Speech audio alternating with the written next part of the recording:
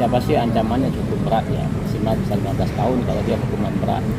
Tapi kalau dia hukuman ringan, berat KDRT-nya tidak terlalu berat, bisa maksimal 5 tahun. Tapi belum tentu terkait dengan peristiwa hukum pidana ini, menurut hemat saya sangat miris terjadi dan terjadi lagi. Maka melihat dari proses hukum yang berkembang, ada saling melapor ya terkait dengan suami dan istri ini.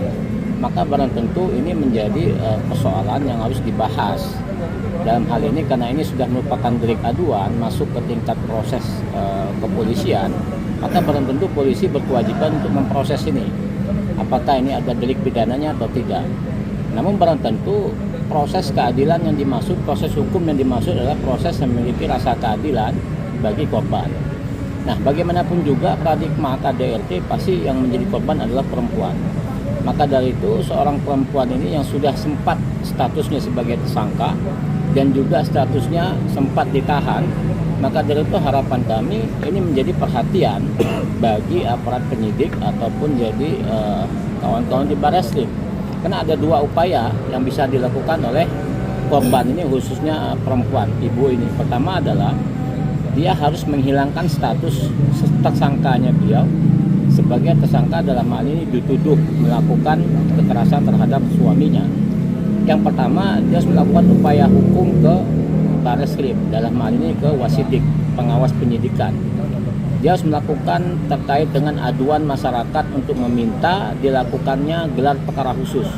Yang mana gelar perkara khusus itu dimaklumkan ataupun dibuka ruang bagi masyarakat yang mencari keadilan, yang terkesan kawan-kawan penyidik di Polres ataupun Polda melakukan suatu tindakan tidak sesuai dengan prosedur. Maka dari itu dilakukan upaya gelar perkara khusus di Barreskrim. Dari gelar perkara khusus itu akan menyampaikan sebuah keputusan.